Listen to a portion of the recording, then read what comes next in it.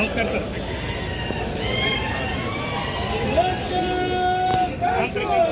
ಹೋರಾಟ ಎಲ್ಲವರಿಗೂ ಹೋರಾಟ, ಯಾತಕ್ಕಾಗಿ ಹೋರಾಟ,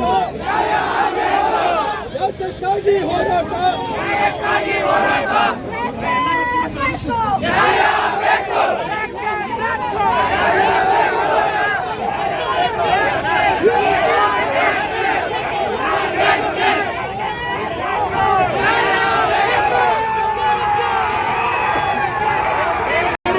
ರಾಜ್ಯ ಹಾಗೂ ಕೇಂದ್ರ ಸರ್ಕಾರ. ಆದ್ದರಿಂದ ನಮ್ಮದು ಬಹಳ ಶಾಂತ ರೀತಿಯಾಗಿ ಒಂದು ಪ್ರತಿಭಟನೆ ನಡೆಯುತ್ತದೆ. ನೀವೆಲ್ಲರೂ ಫಾಲೋ ಮಾಡಬೇಕು ಅಂತ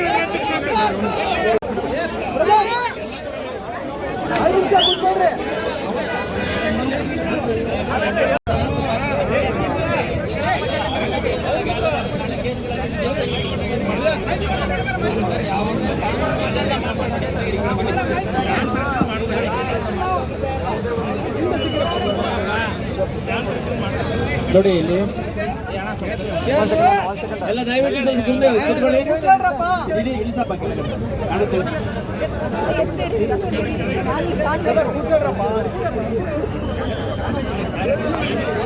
ನೋಡಿ ಇಲ್ಲಿ ದಯವಿಟ್ಟು ಕೂತ್ಕೊಳ್ಳಿ, ಎಲ್ಲ ಕೂತ್ಕೊಳ್ಳಿ.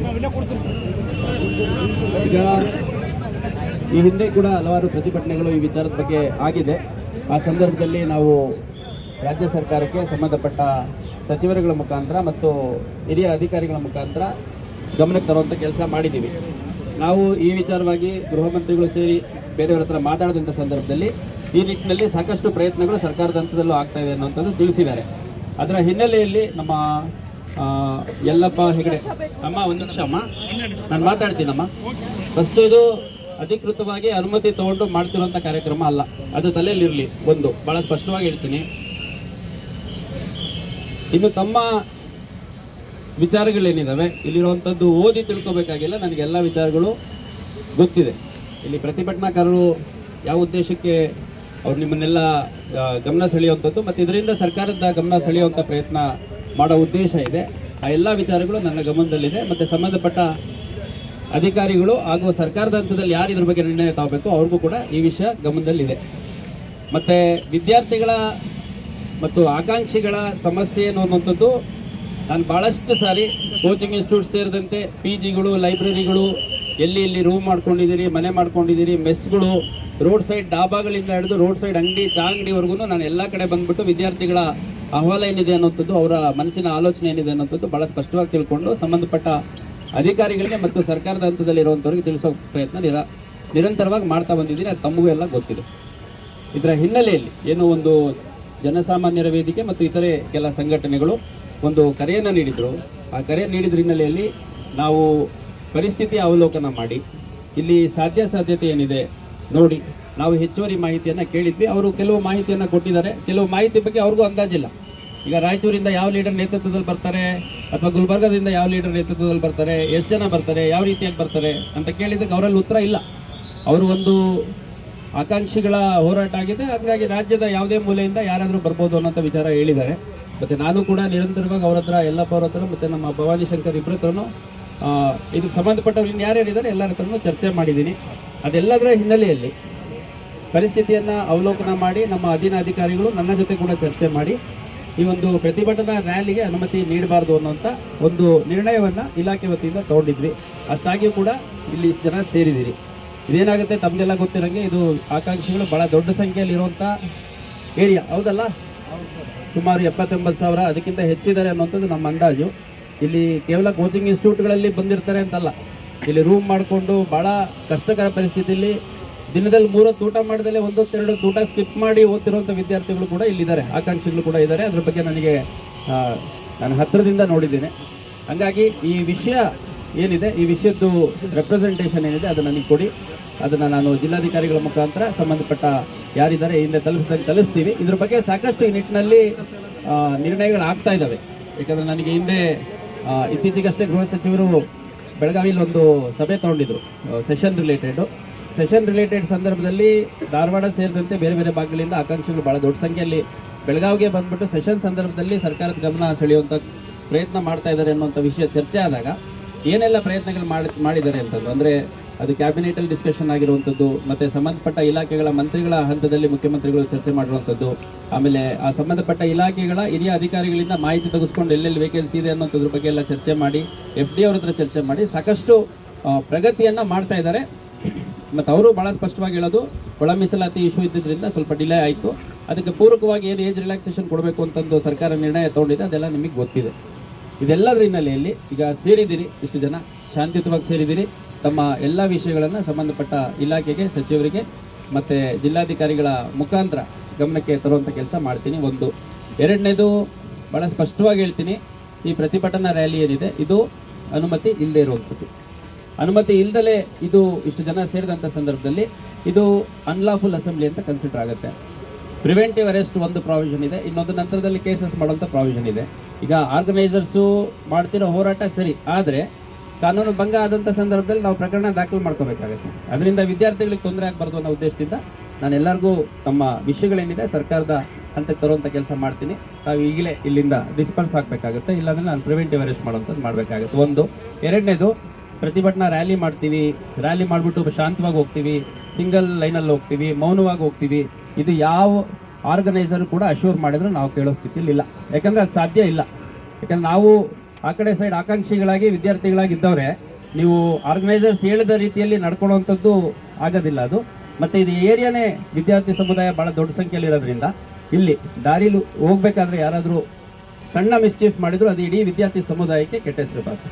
ಹಾಗಾಗಿ ಒಂದು, ಫಸ್ಟ್ ಆಫ್ ಆಲು ಅನುಮತಿ ಇಲ್ಲದಲೇ ಇಲ್ಲಿ ನೀವಿಷ್ಟು ಜನ ಗ್ಯಾದರ್ ಆಗಿರೋದು ತಪ್ಪಾಗುತ್ತೆ.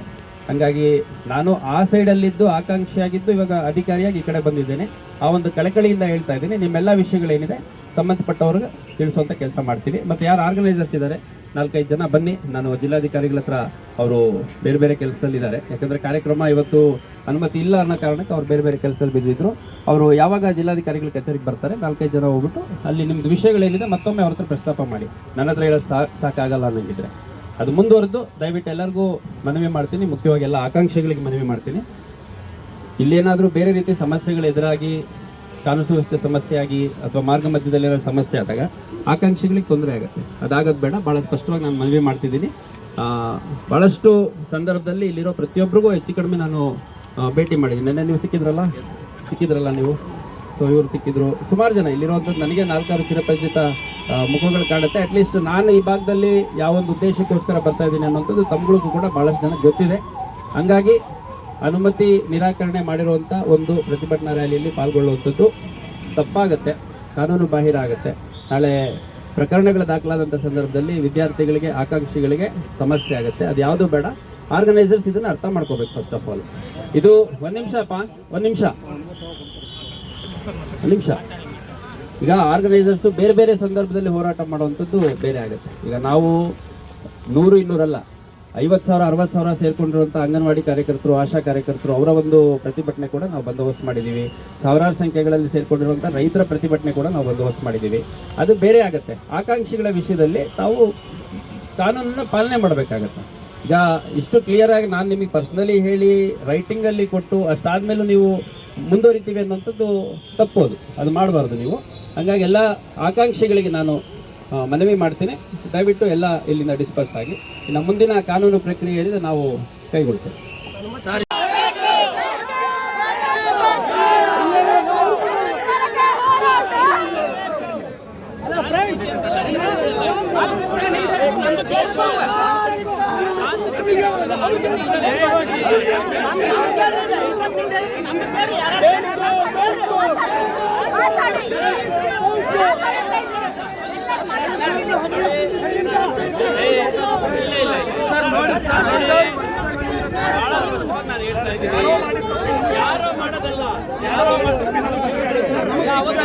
ಆಕಾಂಕ್ಷಿಗಳು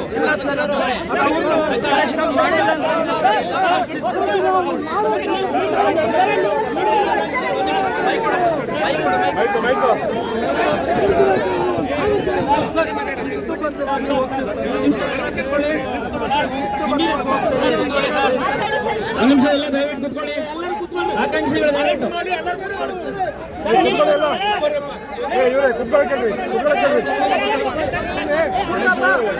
ಇವರೇ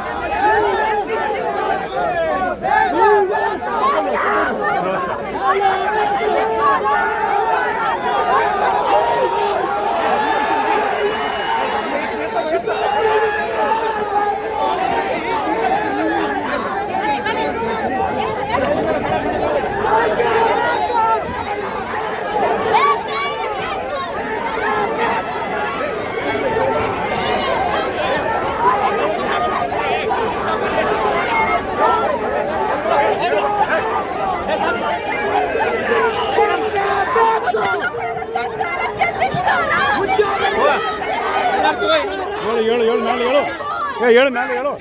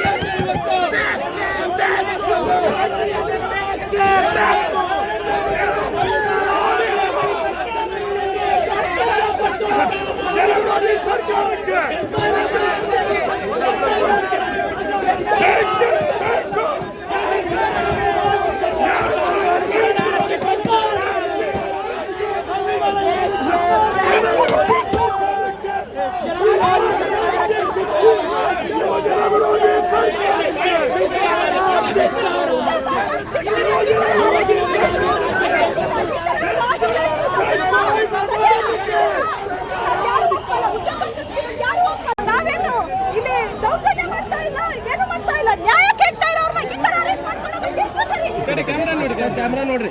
ಈಗ ಉದ್ಯೋಗಾಕಾಂಕ್ಷಿಗಳು ಏನ್ರಿ ಕೇಳ್ತಾ ಇದ್ದಾರೆ? ಖಾಲಿರೋ ಹುದ್ದೆಗಳನ್ನ ಭರ್ತಿ ಮಾಡ್ಕೊಡಿ ಅಂತ ಕೇಳ್ತಾ ಇದ್ದಾರೆ, ನೇಮಕಾತಿ ಮಾಡ್ಕೊಡಿ ಅಂತ ಕೇಳ್ತೀರಿ. ಇನ್ನೇನ್ ಕೇಳ್ತಾ ಇದ್ದಾರೆ ನಿಮ್ಮನ್ನ? ಅವ್ರು ಏನ್ ಅಪರಾಧ ಮಾಡಿದಾರೆ? ದರೋಡೆ ಮಾಡಿದಾರೆ, ಕೊಲೆ ಮಾಡಿದಾರೆ, ಅವ್ರನ್ನ ಅರೆಸ್ಟ್ ಮಾಡೋದಕ್ಕೆ ಪ್ರತಿಭಟನೆ ಅಂತ ಪೊಲೀಸರೆಲ್ಲ ಸೇರ್ಕೊಂಡು ಅದೇ ಈಗ ಪ್ರತಿಭಟನೆ ಅತ್ಯಂತ ಅಂತ ಕೆಲಸ ಯಾಕೆ ಮಾಡ್ತಾ ಇದ್ದೀರಾ? ಸರ್ಕಾರ ಯಾಕೋ ಇಲ್ಲಿ ನೋಡಂತೆ ಸರ್ ನಾವ್ಯಾವುದೇ ದೌರ್ಜನ್ಯ ಮಾಡ್ತಾ ಇಲ್ಲ. ಸೊ ನಾವ್ ಯಾರಿಗೂ ಯಾವುದೇ ರೀತಿಯ ಸಮಸ್ಯೆ ಉಂಟು ಮಾಡ್ತಾ ಇಲ್ಲ. ಶಾಂತಿಯುತವಾಗಿ ಅರೆಸ್ಟ್ ಮಾಡೋದು ಎಷ್ಟು ಸರಿ? ಉತ್ತರ ಕೊಡಿ ಪೊಲೀಸ್ ಇಲಾಖೆ. ಸೊ ನಿನ್ನೆ ಪರ್ಮಿಷನ್ ಕೊಡಲ್ಲ ಅಂತ ಹೇಳಿದ್ದಾರೆ. ಹೋರಾಟಕ್ಕೆ ಯಾವ ಪರ್ಮಿಷನ್ ಬೇಕು? ನಮ್ಮ ಹೋರಾಟ ನಮ್ಮ ಹಕ್ಕು. ನಾವು ಹೋರಾಟ ಕಟ್ಟೆ ಕಟ್ತೀವಿ. ಖಾಲಿರಂತ ಹುದ್ದೆಗಳನ್ನ ಭರ್ತಿ ಮಾಡ್ಕೊಡಿ, ಅವತ್ತು ನಮ್ಮ ಹೋರಾಟ. ನಿಮ್ಮ ಹೆಸರು? ನನ್ನ ಹೆಸರು ಬಿಟ್ಟು ಅಂತ ಉದ್ಯೋಗಾಕಾಂಕ್ಷಿ ಹೋರಾಟ ಸಮಿತಿ.